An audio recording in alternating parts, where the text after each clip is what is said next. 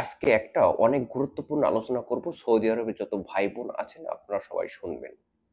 দেখুন, অনেকে আমাদের কাছে প্রশ্ন করে যে সৌদি আরব থেকে আমি এই বাংলাদেশে এক্সিটে চলে এসেছি, আমার একামাই হুরুপ ছিল, আমি এখন বাংলাদেশে আছি, আমি যেতে পারবো কিনা। এক কথায় আপনার, আমি হুরুপ নিয়ে বাংলাদেশে এক্সিটে গেছি, এখন আবার বাংলাদেশ থেকে সৌদি আরবে আসতে পারবো কিনা।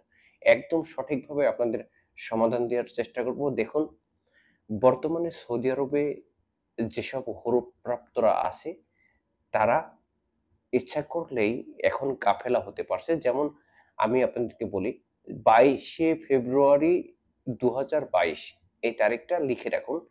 এই তারিখের আগে যারা ইকামা আছে যাদের, তারা ইচ্ছা করলেই তাদের কিউয়াতে তলব নিতে পারবে এবং যে কোনো কোম্পানিতে কাফেলা হতে পারবে। কিন্তু বর্তমান 22 সালের পরে, 2022 সালের ফেব্রুয়ারি মাসের পরে যারা হরুপ খেয়েছে তারা কখনোই আর কাফেলা হতে পারবে না। তাদের একমাত্র উপায় হচ্ছে বাংলাদেশে এক্সিটে চলে যাওয়া বা সেফ এক্সিট নেওয়া এখান থেকে।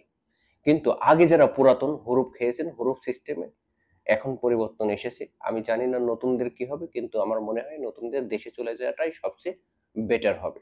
যারা পুরাতন আছে অবশ্যই আপনারা আপনারা চেক করে দেখতে পারেন আপনার অফসারে গিয়ে, অফসার অথবা আপনার কিউআ আইডিতে, এই কিউআ আইডিতে গিয়ে দেখবেন যে আপনি কিউআ আইডিতে ঢুকতে পারছেন কিনা। আপনার একটা এস্টাবলিশ যে আপনার নাম সহ আপনার টোটাল ডিটেলস এখানে আপনার এই কিউআর আইডিতে আসছে কিনা, এটা যদি আপনি দেখতে পারেন তাহলে আপনার কাফেলা হতে পারবেন। এখানে যদি আপনার তলব আসে কোথা থেকে, আপনি যদি তলব নিতে চান বা কোথাও কাফেলা হতে চান, অবশ্যই আপনি কাফেলা হতে পারবেন, নতুন করে ইকামা করতে পারবেন। আগের যে হরুপ সিস্টেমটা ছিল এটা একদমই সৌদি আরব সরকার 2022 সালের পুরাতনদের কথা বলছে, পুরাতন। নতুন যারা হরুপ প্রাপ্ত হয়েছেন তাদের জন্য এটা কাফেলাটা সম্ভব না, কারণ এখন হরুপের সিস্টেম চেঞ্জ হয়েছে। আগে মানুষকে কারণে অকারণে হরুপ দিত সৌদি আরবের কপিল ও কোম্পানি, বা সৌদি আরবের যারা বাংলাদেশি ছিল তারা না বুঝেই হয়তো অনেকেই 2022 সালের আগে হরুপ খেয়েছে।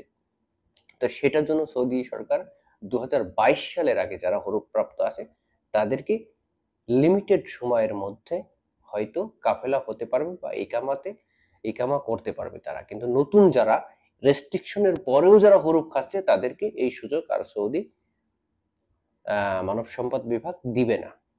এখন বিষয় হচ্ছে, অনেকেই প্রশ্ন করে যে সৌদি আরব থেকে হরুপে আমি হরুপ থাকা অবস্থায় আমি বাংলাদেশে চলে গেছি, এক্সিটে চলে গেছি, এখন আমি সৌদি আরবে আসতে পারবো কিনা। সেক্ষেত্রে আপনাদেরকে বলি, সৌদি আরবে আপনি আপনি কখনোই আসতে পারবেন না এটা বলবো না আমি। আপনার যদি পাসপোর্টে হরুপ থাকে, সেটা যদি আপনি এখান থেকে সমাধান করে যদি আপনি বাংলাদেশে যেতেন, অবশ্যই আপনি আবার সৌদি আরবে 3 মাস অথবা 6 মাসের মধ্যে ব্যাক করতে পারতেন।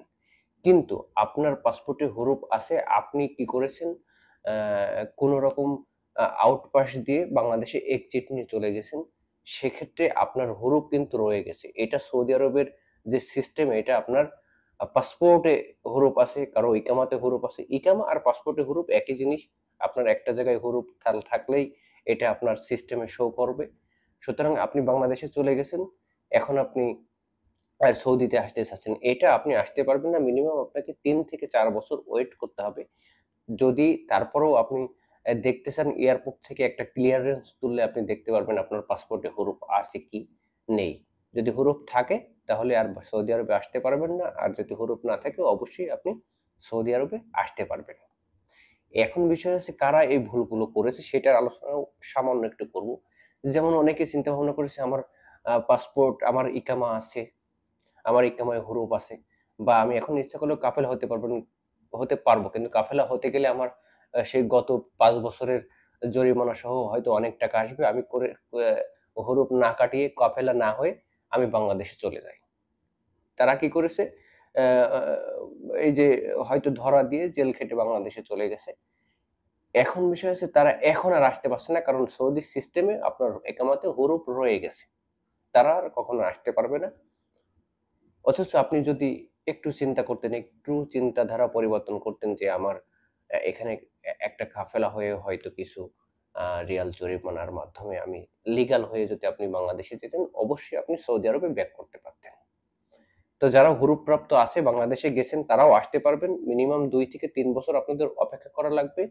কারণ হচ্ছে তারপরেও অপেক্ষা করার পরেও শিওর না, আপনাকে অবশ্যই একটা ক্লিয়ারেন্স রিসিট উঠিয়ে দেখতে হবে যে আপনার এখনো হুরুপ আছে কিনা। যদি হুরুপ না থাকে তাহলে অবশ্যই সৌদি আরবে আসতে পারবেন। ধন্যবাদ, সবাই ভালো থাকবেন।